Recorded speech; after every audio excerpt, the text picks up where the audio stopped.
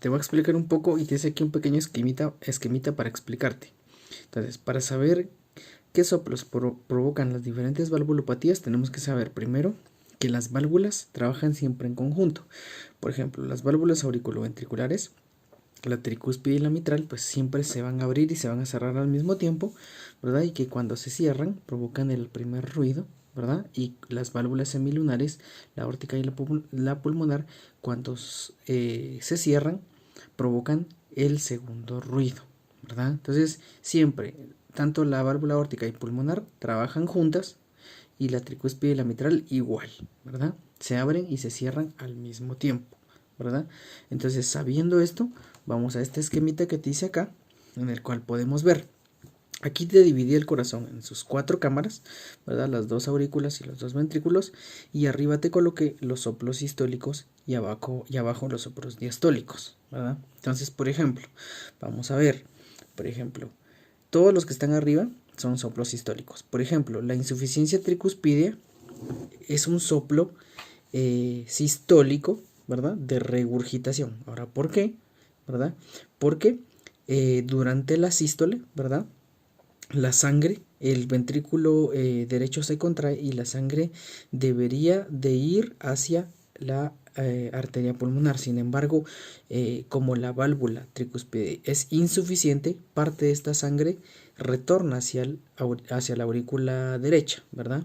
Entonces hay una regurgitación de la sangre, por eso es que es un soplo sistólico, ¿verdad?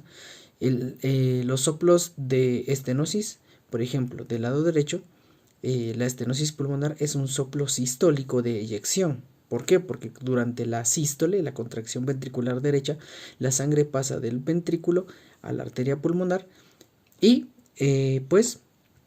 como la válvula está estenosada, ¿verdad? Se produce una eyección de la sangre, ¿verdad? Cuando pasa esta por la válvula estenosada. Por eso es que este es un soplo de eyección, ¿verdad? La estenosis pulmonar. Y de igual forma, pues como vamos a ver, como la válvula pulmonar y la aórtica trabajan de la misma forma, cuando hay una estenosis pulmonar sistólica, pues también durante la sístole puede haber una estenosis aórtica, ¿verdad? Este va a ser un soplo sistólico de eyección también, porque cuando se contrae el ventrículo izquierdo, la sangre sale eyectada por la válvula aórtica estenosada durante la sístole, ¿verdad? Entonces la sangre pasa del ventrículo izquierdo a la aorta, al callado aórtico, y eso provoca una eyección, ¿verdad? El paso de la sangre a presión por la válvula estenosada. Y en la insuficiencia mitral, pues vamos a ver que es un soplo sistólico de regurgitación, porque durante la fase sistólica, ¿verdad? Y la contracción auricular izquierda, la sangre que pasa a través de la válvula aórtica, parte de esta sangre se regurgita hacia la aurícula izquierda debido a que la válvula mitral es insuficiente, ¿verdad? Por eso es que es un soplo de regurgitación. Y pues abajo, pues los soplos se van a comportar casi que de la misma manera, solo que estos son diastólicos, ¿verdad? Van a ser durante el llenado auricular, ¿verdad?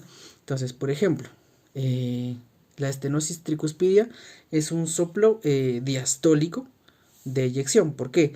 Porque durante la contracción auricular, ¿verdad?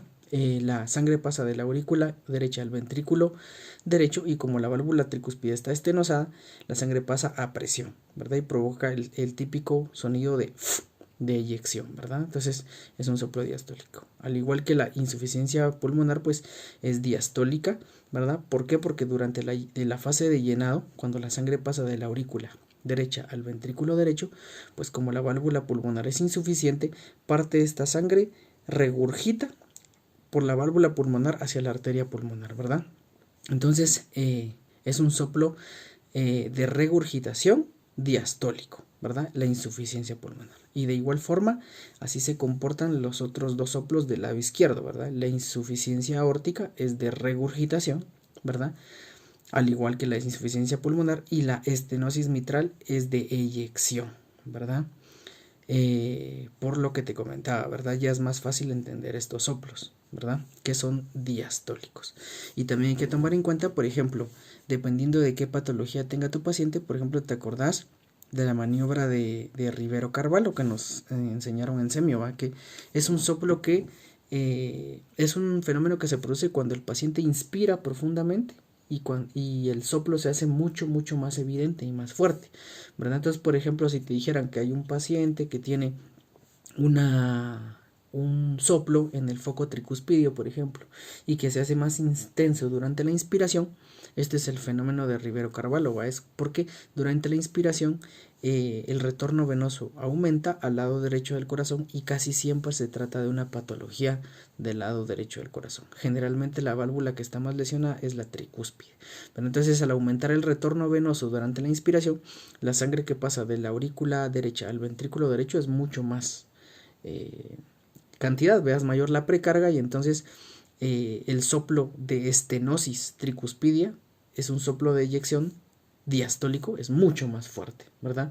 Ese es el fenómeno de Rivero-Carvalho, ¿te acuerdas? Es muy, muy famoso, ¿verdad? Para la estenosis tricuspidia, ¿va? Y recordar siempre que, pues, los focos de auscultación cardíaca, ¿va? Aórtico y pulmonar, tricúspide y mitral, que recordar que siempre el primer ruido se escucha mejor en la punta del corazón, ¿verdad? Abajo, y el segundo ruido del cierre de las válvulas semilunares, aórtica y pulmonar se escucha mejor en la base, ¿verdad?